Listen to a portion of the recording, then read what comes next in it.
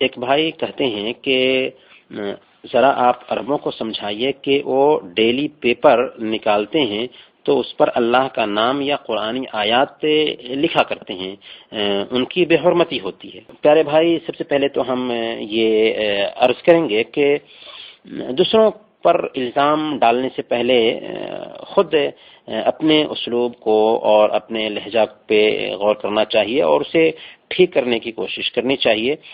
کبھی کبھی بہت ساری ایسی حرکتیں ہم بھی کرتے ہیں جو شریعت کے خلاف ہوتی ہیں، لہذا غلطی کوئی بھی کرے وہ غلطی ہے، چاہے کسی سے بھی ہو۔ اب رہی بات یہ کہ کوئی آدمی پیپر نکال رہا ہے اور اس پیپر میں قرآنی آیات چھپتی ہیں تو اس کی کیا غلطی ہے؟ اس نے یہ تو نہیں کہا ہے کہ اس پیپر پہ آپ کھانا کھائیں، اور پیپر اس لیے نہیں ہوتا ہے کہ اس کو بچھا کر کے اس پہ کھانا کھایا جائے یا اس کی بے حرمتی ہو، بلکہ عربوں میں تو الحمدللہ میں نے خود دیکھا ہے اس بات کا اہتمام کیا جاتا ہے کہ عربی پیپر ہے اور اس کے اندر قرآنی آیات ہیں تو باضابطہ اس کا اہتمام کرتے ہیں اور اس کو اوراق محترمہ میں رکھتے ہیں۔ تو جو لوگ احترام کرتے ہیں الحمدللہ، جو لوگ احترام نہیں کرتے ہیں وہ ان کی ذمہ داری ہے۔ اور اصولی بات یہ ہے بھی کہ پیپر اگر اس کے اوپر قرآنی آیات لکھی ہوئی ہیں تو ان کی بے حرمتی نہیں ہونی چاہیے، اسے کوردان میں بھی نہیں ڈالنا چاہیے، کھانے کے لیے بھی دسترخوان کے طور پر اسے استعمال نہیں کرنا چاہیے، یہ قرآنی آیات کی بہت بڑی بے حرمتی ہوگی۔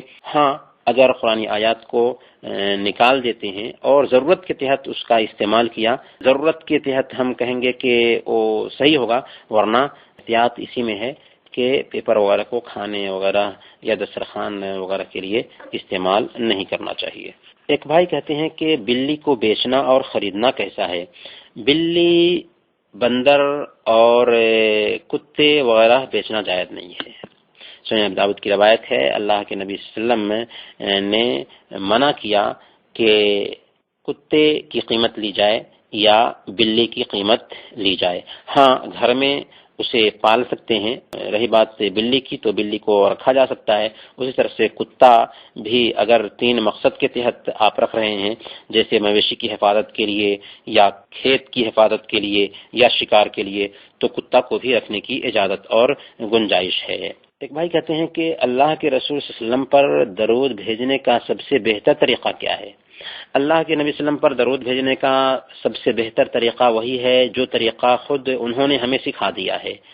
اللہ کے نبی صلی اللہ علیہ وسلم نے جو درود بھیجنے کا طریقہ سکھایا ہے وہ طریقہ سب سے بہتر طریقہ ہوگا۔ اللہم صلی علی محمد وعلی آل محمد کما صلیت علی ابراہیم وعلی آل ابراہیم انک حمید مجید، اللہم بارک علی محمد وعلی آل محمد کما بارکت علی ابراہیم وعلی آل ابراہیم انک حمید مجید۔ یہ صحیح بخاری اور مسلم میں کعب بن عجرہ رضی اللہ تعالی عنہ سے ثابت درود کا سب سے بہتر طریقہ ہے، لہذا یہ درود پڑھنا چاہیے، ورنہ اگر اللہم صلی علی محمد وعلی آل محمد بھی کہتے ہیں تو کہہ سکتے ہیں، اس میں گنجائش ہے۔ البتہ کچھ لوگ درود تاج، درود لکھی اور درود تنجینہ وغیرہ پڑھتے ہیں، یہ اللہ کے نبی صلی اللہ علیہ وسلم سے ثابت نہیں ہے، جو ثابت ہے اسی کا اہتمام کرنا چاہیے۔ ایک بھائی کہتے ہیں کہ امتحان میں چوری کرنے اور پوزہ دیکھ کر نقل کرنے کا کیا حکم ہے؟ چوری جیسی بھی ہو حرام ہے، اور یہاں پر چوری بھی ہے، دھوکہ بھی ہے، اور اللہ کے نبی صلی اللہ علیہ وسلم نے ارشاد فرمایا صحیح مسلم کی روایت کے مطابق من غشنا فلیس منا، جس نے دھوکہ دیا وہ ہم میں سے نہیں۔ لہذا محنت کر کے امتحان پاس کرنا چاہیے، چوری کر کے اگر امتحان پاس کر رہے ہیں تو یہ دھوکہ دینا ہوا، اور ایک مسلمان دھوکہ نہیں دیتا۔